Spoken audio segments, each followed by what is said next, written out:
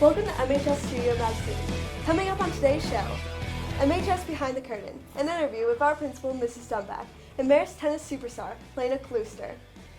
We'll show you what's going on today at Marist after most students and faculty go home for the day. In the MHS Sports Corner, a look back at the Red Hawks this season, as football season comes to an end. And in MHS Talking About, we find out students are dressing up for Halloween. Hello and welcome to MHS Studio Magazine. I'm Claire Neely. And I'm Molly Haynes. This show is created by broadcasting students and members of the Broadcasting Club at Marist High School. Our goal is to give viewers some useful and interesting information, all relative to the Marist High School community. Now, let's begin with our first segment. Halloween season is upon us. Are you dressing up? I'm going to be Mike Wazowski. I'm going to be a pirate. We asked some students the big question. What are you dressing up as this Halloween?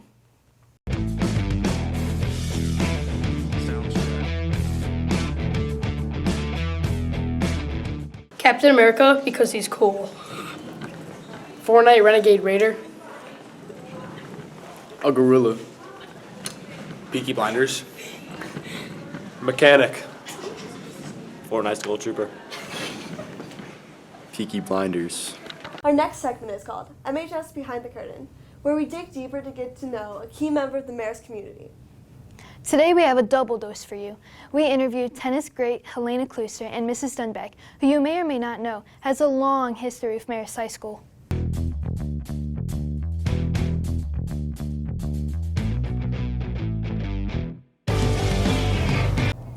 Hello, I'm Molly Haynes from MHS Magazine. Today I'm here with Helena Klooster, who just came back from the state finals and finishing in 6th place in the entire state of Illinois. Now, Helena, how long have you been playing tennis and what made you start playing? I've been playing tennis since I was about 5 years old, and my dad originally signed up my brother for lessons, and then I just started taking lessons after he did. And what is your favorite thing about tennis? My favorite thing about tennis is probably the competitiveness, and you're alone. I prefer like individual sports over team sports, so I like it because I can do everything myself, and I'm pretty much doing everything myself, but I like the individuality of it, yeah. Yeah, but I want to say what's also nice about it is you also have a team behind you. I think that's important too. Yeah, the team at Marist, they're all really supportive, so yeah. Yeah. And then how long do the IHS state finals take for tennis? It takes about 3 days if you make it to the last day, but if you lose 2 matches, then you're out. If you lose 1, you're still in the back draw, but then if you lose again, you're out. Okay. And then who is your favorite tennis player and why? My favorite tennis player right now is Iga Swiatek. My favorite player overall is probably Serena Williams because she kind of showed how you can come from nothing but still become really successful. Yeah, I definitely agree with that. And then do you have a favorite tennis shot like slice or forehand or something like that? Yeah, my favorite shot right now, overall, is my forehand because it's my most powerful shot. And number 2 is probably my serve. I can't really agree with that. I love my backhand, I'm going to be honest. And then do you have a fun fact about yourself you would like to share? Yeah, so my biggest success about tennis was probably I won my first national level 2 tournament. That probably changed that opened a lot of doors for me. Yeah. Probably won that about less than a year ago. That was the best tournament I think I had in my life. So. That's very impressive. And you're only a freshman too, so it's definitely a lot of great things ahead for you. Hi Red Hawks, this is Behind the Curtain. I'm Sam Quiroz, here with Principal Mrs. Dunback today. Mrs. Dunback, can you tell us what it's like to be the principal of Marist and just the life of being the principal of Marist? Yeah, it's actually the title of this show is actually really great for the job that I hold because there is a whole lot that goes on kind of behind the curtain of the role of principal, of which I am sitting in that chair right now. So I'd say, I was a teacher for 16 years. So I was an English teacher for a long time before I left the classroom and started to do other things in my former school, Richards, which I always talk about. I'm so proud that I worked there too. And I was there in a variety of things. And I was an assistant principal. I was a dean of discipline. There was a lot of different things that I did there. But I think that what you assume about the principal's role and then what you learn when you're in that chair are 2 very different things. Right. It's a really big spotlight is the first thing that I would say because I still consider myself just me, Meg Dunback. That's who I That's who I am, and wherever I go now, everyone is like, oh my God, there she is. There's the principal. And that could be in the school, that could be at school events, and it actually is even outside of the school sometimes. And I like people. I'm comfortable in that, but I also kind of feel that like I just want to sometimes be myself too. Give me my privacy. Yeah, like not even so much privacy as I want the kids and the people I work for and work with to see me as me. So there's a lot of things behind the scenes. You deal with not just the students and the faculty, but you're also dealing with the families. You're here to support the academics. You're mapping out and planning for the academics. I mean, that's the number one reason why you're in a school is to learn. So you have to have a kind of a rich background, I think, in the area of curriculum and instruction. So that's a big piece of it. But then you're also those co-curricular areas. And at a place like Marist, we're always trying to, make it feel like it's a second home. So it's really kind of important that we lean into how do kids feel when they're here? Are they feeling connected? And all those types of things. So there's a lot to work on all the time. Right, I'm sure. Yeah, seriously. Can you tell us, too, a little bit about your journey to Marist and back? Because you were here, and then you took a leave, and then you came back. If you didn't know, I'm from, I always say, the great state of New York. I was born and raised in New York. I am one of 4 children in my family, so my mother and father and my 3 siblings and my nieces, nephews, aunts, uncles, friends from high school and grammar school are all in New York. So I kind of took a little bit of a leap when I got the job at Marist because I went to college in the Midwest. I went to St. Mary's College in South Bend, which isn't that far from here. And when I left there, I went home thinking, I'm going to get a job in television, actually. I kind of was hopeful to get a job either in radio or television. It was something, I was an English major, and my minor was in teaching. And my mom kind of always, as a teacher herself, said, that's something that maybe you should keep as your minor. And it wasn't until I student taught. So I feel like I fell backwards into it. I student taught and I discovered whoa, this feels pretty good. So paid attention to that. But anyway, so growing up in New York, I actually attended a Marist high school. It was not an actual, this is Marist. It didn't have the name Marist. It was John A. Coleman High School, and it had Marist Brothers. So I was educated with Marist Brothers there at the school. Everybody here mentions Esopus all the time. My retreats in high school were held at Esopus. And so when I fast forward again to graduated from college and went home to New York, a friend of mine from college who lived in Oak Lawn said, I know they're looking for an English teacher at Marist High School. It's all boys. I don't know if you would be willing to move. I can tell you that, I think you have a strong chance of getting the job there. So I kind of thought sure, why not? Do that for a year. How fun would that be? I was in my early 20s. And so I actually flew out here for an interviewed with Brother Hank, if any of you know Brother Hank. Brother Hank was the person who actually then offered me the job. And I took the job and moved out here and didn't know where I was going to live or what I was going to do for a place to get to know people and all that kind of thing. So was here for 6 years as a English teacher when it was all boys in the 90s. I know there are some kids that are coming to Shadow now and they're like, hey, I think you had my dad in your classroom. I had Mr. Christensen who's here. I had Mr. Brennan who's here. I had Mr. Ryan who's here. They were all in my classroom, which is very crazy but true. And so I have that connect. I also, when I was working here, met somebody named Jason Dunback, and he is my fabulous husband of almost 21 years. And so I'm married to a Marist graduate, and now I have 2 kids who are Marist. So I feel very kind of the imprint of Marist is on me. But I'm not originally from here, so I think that Marist is everywhere. It's not just here. Is kind of sometimes kids don't realize the far reach that Marist really has. Yeah, Marist really brings us all together, doesn't it? Right, it does. And you guys just live here and get up and come to school here. You don't really realize that. It's true. Right. How do you think Marist has changed, too, from when you were an English teacher here versus now you're the principal here? How has that changed for you? Well, first of all, it was a gender thing because it was all boys, and now it's co-ed. So coming back to a co-educational environment at Marist, I think is different, and I think it's just more of kind of that's the way the world is. So, I mean, when I left here and went to first of all, let me back up too. My own education in New York was co-ed. So I'd never really been in a single gender situation. I could tell you stories about behaviors and things that it was like back then, both positive and negative, but it is what it is, and that's a show for another day. Right. But I can say that coming back here, I think it's thriving with the girls and the boys. I can't see now my own experience in the classroom teaching both boys and girls together, designing lessons, having them think through things together, problem solve with each other. Like I just think that's probably the biggest thing I notice. And the spirit is off the charts, I think, bringing the girls in, you know, like the co-curricular things, the sport things. Kids want to be here after school. It's pretty great. Yeah. Yeah. Thank you so much, Oh my Mrs. gosh, Dunback. I'm willing to come back from behind the curtain anytime. Of course. All right. Well, this has been Behind the Curtain. I'm Sam Quiroz, and this I'm is Meg Principal Mrs. Dunback. Back to the studio, or whatever we say at the end. Would you ever want to be principal? I think it would be kind of cool. Same. Okay, now to our next segment.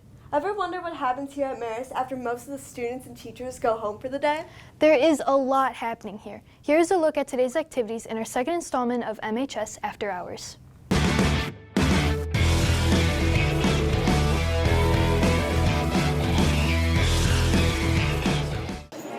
Hi, welcome. My name's Krueger. Who am I here with? Jeffrey Coleman. Natalie Nolan. I know you guys are performing The Miracle Worker. Are you guys excited? Absolutely. Very excited. What are your guys' parts? I am Captain Keller, which is Helen Keller's father. I have two. I am a little blind schoolgirl, and then I'm also a ghost sort of voice. Were you happy with this fall's choice of play?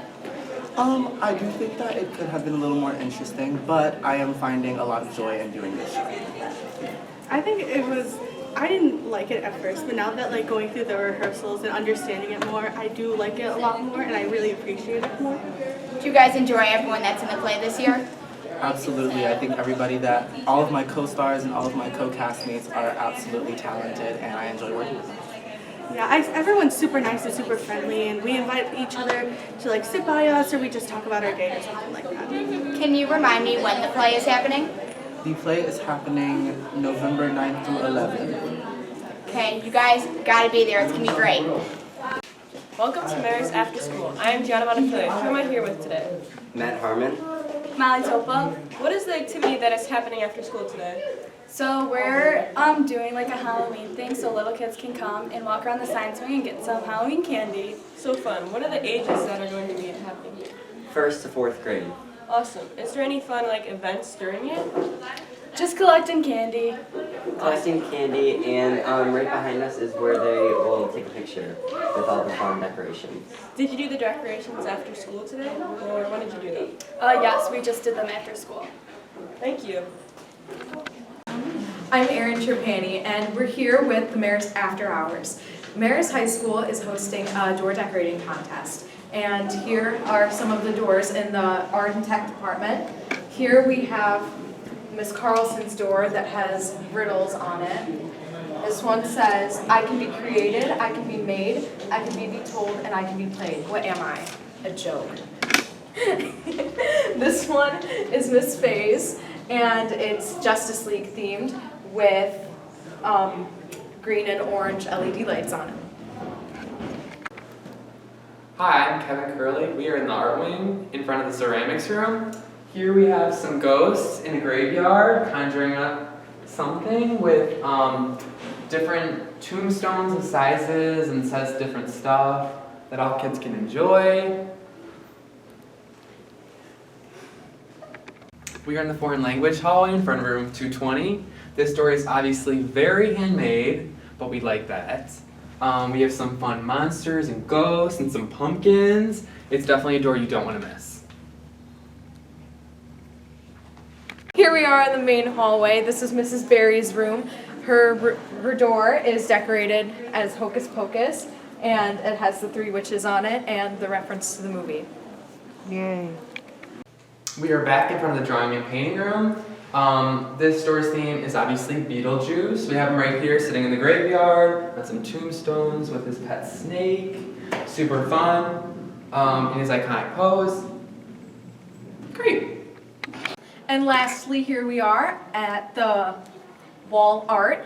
They have pumpkins, drawings of Tom and Jerry, and skeletons. And I'm Erin Trapani, and you're watching Marist After Hours. Our Marist Sports Analysis are talking about football and more. They give their analysis looking back on the Red Hawks season and weigh in on the Bears. Let's head over to the MHS Sports Corner.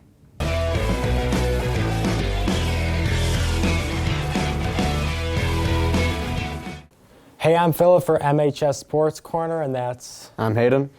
We're going to be talking about a variety of topics today. First off, the Marist football season is over. They finished the season with a 4-5 record. A lot of positives, some negatives. They came off a 3-game winning streak to end the season, so we'll kind of see hopefully a better season next year. Yeah, absolutely. It's good to see the boys coming out and finishing the season strong. Obviously, didn't go quite the way we really wanted it to. That Brother Rice win was one of the most exciting wins I've ever seen in my all 4 years here, so it was good to get that, but overall it was a disappointing season, but it was great that we were able to finish on that high note and hopefully carry some momentum from this year going into the next season. Yep. Professionally, we got the Bears. Right now, they're 2-5.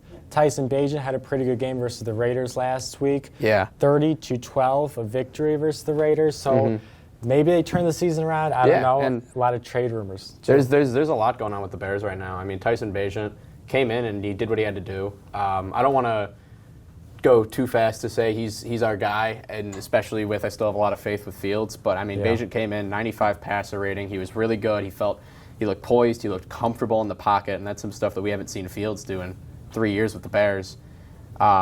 But people are very quick to jump, like, oh, he's looking like the next Brock Purdy, this, that. And my only issue with Tyson Bagent is he looked good. It's a sample size of one game against Brian Hoyer. And he threw one pass that went 15-plus yards in the air. So he's going to need to be able to push that ball a little bit farther downfield. But, I mean, he just looked so much more comfortable than I think we've ever seen Fields look in that pocket and with that O-line, which was very impressive to see. Yeah, we'll see what they do this week, either Fields or Bagent. Next up, we got the Bulls season opener. They played OKC yesterday. Obviously, a pretty tough loss, 124-104. You know, probably would have liked to start the season a little bit better than that, but, you know, hopefully a nice season, but just you got the feeling with the Bulls it's going to be another mediocre season. Yeah, and absolutely. I mean, you got to hear already some drama going on in that Bulls locker room. I mean, after that game, they asked Billy Donovan to step out, and they all convened, and it was a player-only meeting after the first game of the year. So got to wonder what that's about and hope that they can figure this stuff out. Yeah. Next up, we got the Blackhawks. Obviously, they've got a pretty good start to the season going. You know, Bedard's look good. Some of the younger players have looked good. So, you know, hopefully more of like a building year this year. If they make the playoffs, that'd be great. But just you want to know going into next year you have a team that can compete in the future. Yeah. And the thing about the Hawks right now is the record doesn't show much, and they've lost some pretty bad games these last few games. Yeah. But the Hawks' strength of schedule right now is absolutely ridiculous. I mean, there are 3 undefeated teams left in hockey, and the Blackhawks are going to play 5 straight games against an undefeated team. Yeah. It's absolute madness, and through it all, I think Bedard has looked great. He had that goal called back against Boston, but I mean that was just an absolute beauty of a goal, top shelf, blew it past Olmark. In front of a huge crowd on that big Frozen Frenzy event, and that was awesome to see. And I don't know, it's just hard to say with the Blackhawks just because of the schedule to start the year off. But hopefully they'll look better going forward. A little bit of issues. Obviously, we had Luke Richardson calling out the boys a little bit, asking them to play a little bit more physical, and looked like Bedard was doing that at practice. And I'd like to see Reichel moved off of center. He hasn't looked too comfortable as a center, where his last season he looked really good at playing at the wing. But lot to look forward to with this Hawks season. Yeah, hopefully a really nice season coming for the Hawks, building blocks, you know. So thanks for watching MHS Sports Corner. I'm Philip. And I'm Hayden.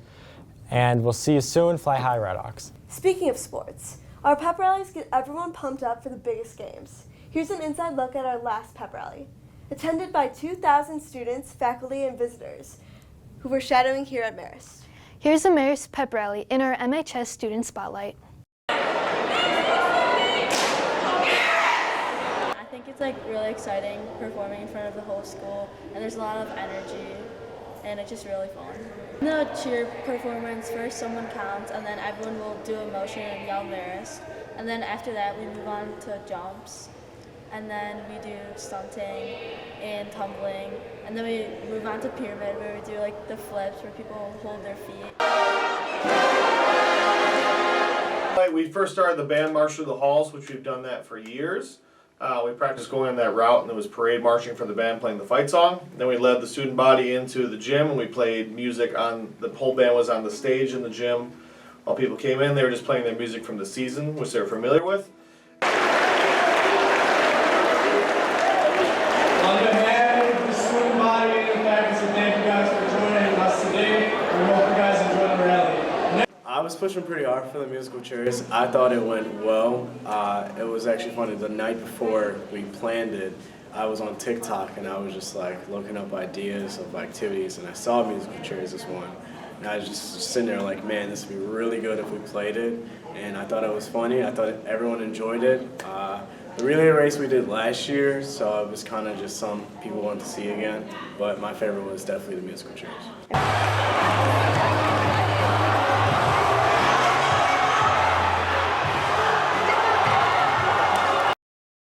Our pep rallies are so much fun, aren't they? Definitely. Okay, our final segment features a simple tip or life hack that can help make your life easier. We tackle the topic of getting a better night's sleep in our MHS tip of the day.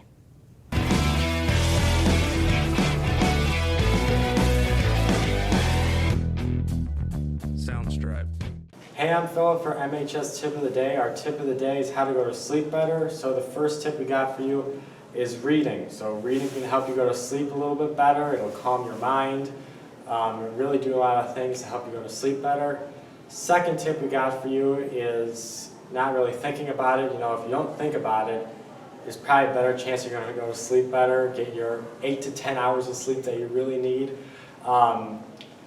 Finally, we have just kind of to relax your body, just be relaxed, smooth, not really think about much, and then that'll probably help you go to sleep better. So I'm Philip for MHS Tip of the Day. That's going to do it for this episode of MHS Studio Magazine. Thanks so much for watching. I'm Claire Neely. And I'm Molly Haynes. Be sure to tune in next time right here on our MHS Studio Chicago YouTube channel. Have a great day.